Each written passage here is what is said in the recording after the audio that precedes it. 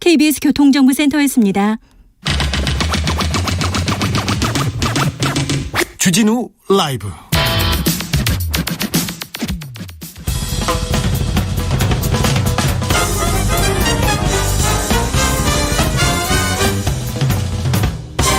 훅 인터뷰. 모두를 위한, 모두를 향한 모두의 궁금증 훅 인터뷰. 오미크론 대유행이 현실로 다가왔습니다. 오미크론 확산 빠른 만큼 우리도 좀 발빠르게 대처해야 할 텐데요. 방역과 의료 체계, 재택 치료 등 앞으로 어떻게 달라지는지 좀 알아보겠습니다. 이재갑 한림대 강남성심병원 감염내과 교수, 안녕하세요. 네, 안녕하세요. 교수님, 확진자가 1만 명을 넘었습니다. 현재 상황 어떻게 보시는지요? 네, 일단 오미크론이 이제 우세종이 되면서 이제 오미크론의 위력을 이제 본격적으로 드러냈다 보시면 될 것 같고요. 예. 전파력이 매우 강하기 때문에 우리가 예측했던 거에 비해서 훨씬 더 빠른 속도로 이제 확진자가 증가되고 있다. 이렇게 이해하시면 될 것 같습니다. 네. 아니, 인구 대비 50% 넘게 3차 백신을 맞았다는데요. 18세 이상은. 이렇게 네. 백신을 많이 맞았는데 확산세가 줄어들지 않는 이유는 뭡니까? 일단은 이제 그 오미크론 자체가 백신의 효과, 특히 감염 예방 효과가 좀 떨어지긴 부분도 있어서 돌파 감염 사례도 많고요. 또한 전파력이 매우 강하다 보니까 미접종자들의 이제 계속 감염 사례도 계속 늘고 있는 부분이거든요. 네. 그러다 보니까 지금 확진자 규모 자체는 매우 지금 커지는 상황이고, 사실 우리나라뿐만 아니라 옆 나라 일본은 이미 5만 명이 넘었고 6만 명 미국도, 넘었습니다. 네, 6만 명 넘었죠. 그리고 미국만 해도 70만에서 80만 명 확진자가 나오는 것만으로 보더라도 일단은 오미크론 자체의 전파력 자체가 강해지다 보니까 접종자, 미접종자 가리지 않고 다 감염을 시킬 수 있다. 이렇게 보시면 될 것 같습니다. 네. 오미크론 변이 확진자의 치명률은 어느 정도 됩니까? 델타 변이에 비하면 어떻습니까? 일단 우리나라 데이터가 아직 초기 자료여서 아직 고령층의 감염이 많지 않은 상황에서 나온 거기 때문에 낮게 나오긴 했는데, 어쨌든 델타에 비해서는 치명률이 한 5분의 1 정도 된다라고 이제 얘기가 나오고는 있습니다. 근데 일단은 이제 좀 시간이 지나 봐야지 실제로 이제 고령층이나 고위험군의 감염이 본격적으로 시작되는 때쯤에 치명률은 조금 더 오르지 않을까 이렇게 예상을 하고 있습니다. 델타에 비해서 5분의 1의 치명률이라는데 5배 넘게 지금 더 많이 확진자가 나오면 이건 다 소용이 없는 일입니다. 이것도 오미크론도 무섭습니다. 네, 그렇죠. 그러니까 네. 말씀하신 대로, 그러니까 우리가 지난번 최대 많을 때 한 7천여 명 델타 때 나왔었고, 그때 중환자가 한 1,200명 됐었거든요. 네.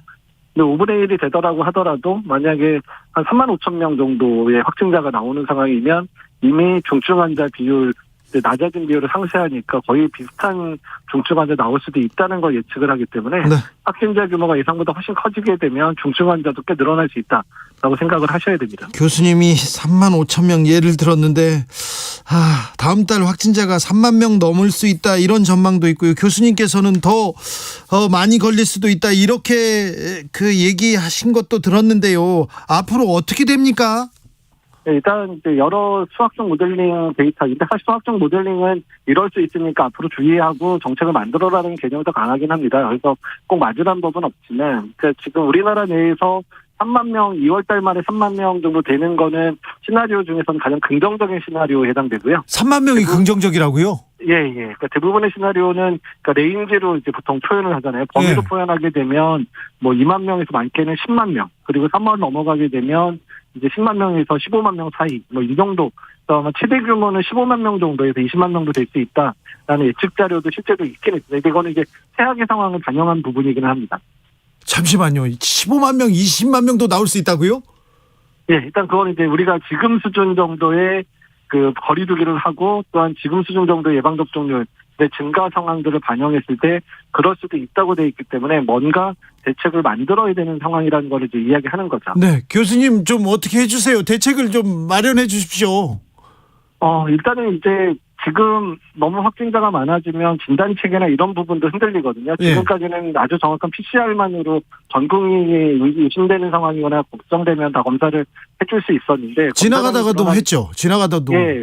근데 이제 검사량이 이제 그 정도 감당을 못하기 시작하면 이제 좀 민감도가 떨어지는 신속 항원 검사나 이런 거를 활용하게 되거든요. 그렇게 되면 사실은 음성이라고 하더라도 내가 실제 걸렸는지 아닌지를 명확하게 구분 못하는 상황이 되다 보니까 상황 자체가 더 악화될 수도 있습니다. 그래서 어쨌든 개인적인 노력이 상당히 중요해지는 상황이라고 보시면 되거든요. 네. 그래서 개인적으로 일단은 이제 본인이 의심되는 상황에서는 진단을 빨리 받도록 노력하는 것뿐만 아니라 집에서 푹 쉬고 그다음에 다 사람들 만나는 걸 줄인다든지 이런 개인적인 노력이 선행되지 않으면 이번 상황들을 이겨내기 너무 힘들다는 거죠. 정부에서 오미크론 대응 체계로 전환하겠다 이렇게 얘기했는데 새 대응 체계가 어느 정도 막아줄 수 있지 않을까요? 그러니까 새 대응 체계는 그러니까 확진자가 늘어나는 부분이 우리가 기존에 했던 좀 우리나라 3T라고 잘했던 그런 대응 체계는 이제 힘들고 조금 완화된 측면으로 할 수밖에 없다라는 의미이기 때문에 일부 지역사회 내 감염자가 어느 정도 느는 거를 그냥 용인하겠다라는 정책에 해당됩니다. 네. 그러니까 새로운 정책이 확진자 규모를 줄인다기보다는 그냥 늘어나는 확진자 대비해서 어쩔 수 없이 선택되어진 일종의 고육지책이라고 생각을 하셔야 되거든요. 그래서 오히려 이런 상황이 되면 개인적인 노력이 훨씬 더 중요해진다라고 말씀을 드리는 겁니다. 네, 개인의 노력이 훨씬 더 중요해진다. 방금 전에 3T 말씀해 주셨는데 3T가 뭡니까? 3T는 이제 우리나라가 지금까지 잘했던 테스트, 진단, 네. 트레이싱, 역학조사, 그다음에 네. 트리트먼트, 치료. 이 세 가지 요소가 우리나라가 제일 잘했었죠. 특히 역학조사나 진단 과정을 잘했기 때문에 확진자를 빨리 진단해서 네. 격리하는 정책을 통해서 전체 유행 상황을 많이 차단을 했었는데 이제 확진자가 너무 늘어나면 진단도 정확한 진단법을 다 못 쓰고 네. 역학조사도 5,000명 넘어가면 이제 옛날처럼 자세히 못 하거든요. 네. 그래서 알겠습니다. 이런 상황에서 버텨야 된다는 얘기입니다. T가 또 트리트먼트가 치료군요. 저는 왜 이 네. 단어가 여기에서 나오지 했습니다. 네. 자, 밀접 접촉자도 조금 이제 대응 체계가 달라집니까? 예, 밀접 접촉자도 일단 이제 예방접종 여부에 따라 달라지는데요. 네. 예방접종하고 2차 접종하고 3개월이 지나면 이제 자가격리를 일주일 하게 됩니다. 네. 예전에 면제됐던 분들도 그리고 3차 접종을 하던 거나 2차 접종하고 3개월 이내 분들만 밀접 접촉을 하더라도 이제 자가격리가 면제되는 상황으로 바뀌게 돼서 이 부분은 좀 더 강화가 되는 측면이 있고요. 네.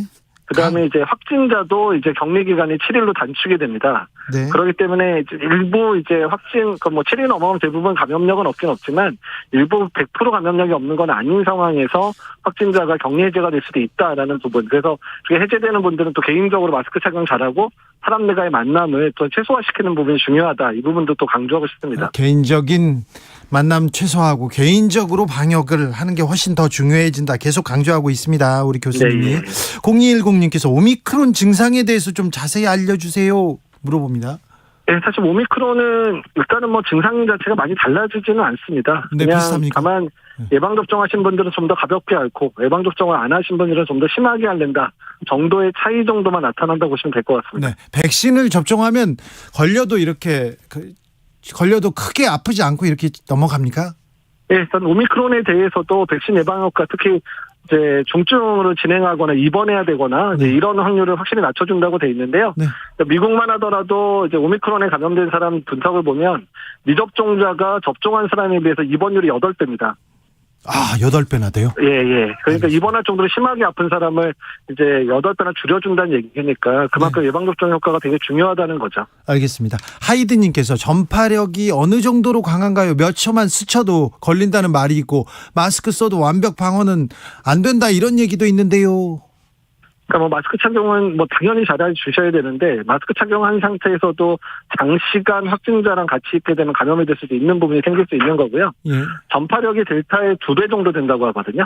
네. 그러니까 그러면 보통 이제 어느 수준의 홍역 수준 정도의 전파력이다. 그러니까 정말 그냥 마스크 안 쓰고 만나면 거의 다 걸린다. 이런 정도로 생각하시면 됩니다. 0340님께서 교수님 버스 기사인데요. 요즘 버스 탑승할 때 면 마스크 또 일반 마스크 착용하고 타시는 분들 많습니다. 일반 마스크 쓰면 탑승할 때 규제해야 되는 거 아닙니까? 이렇게 물어보는데요. 사실은 이제 마스크도 이제 실내에 오래 있는 경우는 좀 더 이제 효율이 좋은 K80이나 94가 더 유리하다라고 돼 있기는 한데, 네. 다만 마스크의 효율도 중요하지 마스크를 제대로 잘 쓰는가도 중요하기는 하거든요. 예.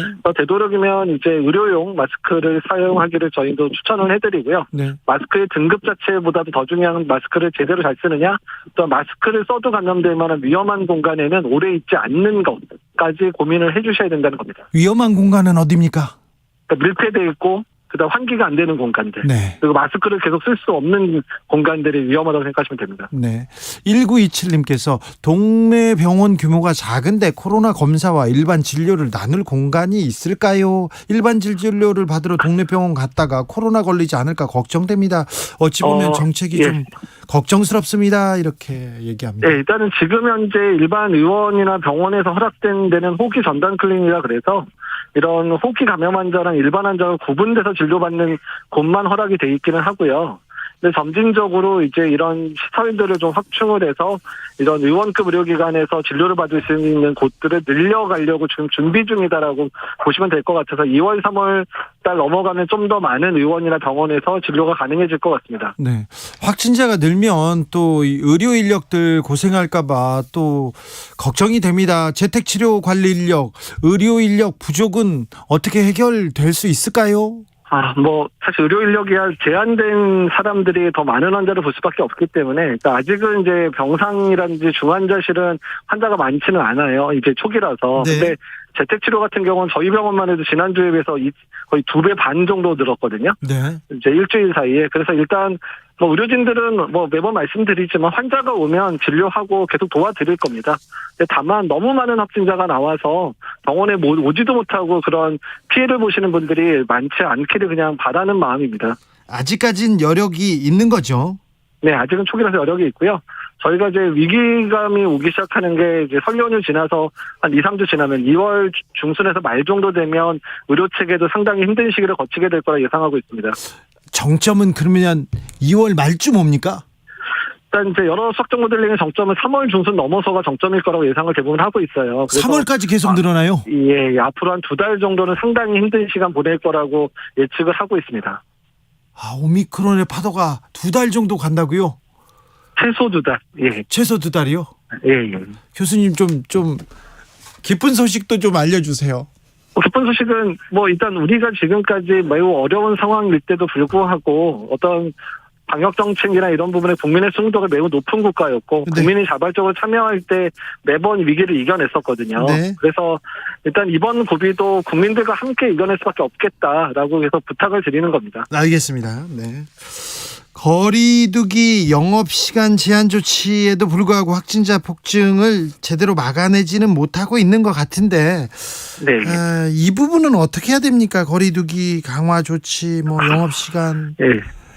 그러니까 이제 오미크론의 전파력이 지금의 우리가 하고 있는 강한 수준의 거리두기도 이겨낸다는 의미거든요. 또한 시간이 지났기 때문에 거리두기에 대한 피로도도 증가됐기 때문에도 그렇게 되고요. 그래서 만약에 이제 의료 체계가 붕괴될 정도의 문제가 생긴다면 지금보다도 더 강화된 거리두기를 할 수도 있겠다. 그러니까 제발 그런 상황까지 만들지 않았으면 좋겠다. 이렇게 얘기를 드리고 싶습니다. 네. 3765님께서 확진자와 접촉하고 바로 검사하면 대부분 음성 나오던데요. 확진자하고 접촉하면 잠복기를 감안해서 며칠 후에 검사하는 게 가장 정확한가요? 물어봅니다. 저희가 보통 이제 한 5일 이내에 한 7, 80%가 확진이 되고요. 이제 확진이 될 만한 분들, 그다음에 일주일 정도 되면 90% 이상 확진이 되거든요. 네. 그래서 보통 저희가 이제 의료진들 밀접 접촉자들 출근할 때는 5일째, 7일째 보통 이렇게 검사를 하고 있기는 하거든요. 네. 예, 그래서 그 정도 주기로 하시면 되지 않을까 생각이 듭니다. 8주간, 최근 8주간 코로나 사망자 이렇게 조사해봤더니 백신을 접종하지 않았거나 1차까지만 접종한 사람이 절반이나 된다면서요? 절반 넘는다면서요? 그렇죠. 그러니까 지금 성인에서 생각하면 한 6% 정도가 예방접종을 안 하신 분들이거든요. 네. 근데 그 6%에서 절반이 나오고 나머지 94%에서 절반이 나온다는 얘기니까. 예. 그러니까 미접종자의 사망률이 엄청 높다는 것을 반영하고, 일단 예방접종을 잘하시면 사망 예방 효과가 지금 거의 99%까지 나오거든요. 3차 접종까지 마치시면. 아, 그래요? 네. 네. 3차 맞은 사람들은 좀 안심해도 되겠네요. 불안해할 필요는 없네요. 감염이 될 수는 있겠지만 어쨌든 중증으로 입원하거나 뭐 중환자거나 사망하는 확률이 확실히 떨어지는 건 맞습니다. 네, 코로나 상황에도 설 연휴는 오고야 말았습니다. 교수님 마지막으로 국민들께 당부 말씀 부탁드리겠습니다.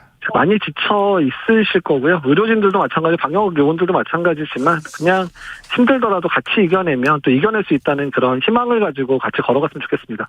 네, 고생이 많으신데 더 고생해 주십시오. 감사합니다, 선생님. 예, 감사합니다. 이재갑 한림대 교수였습니다.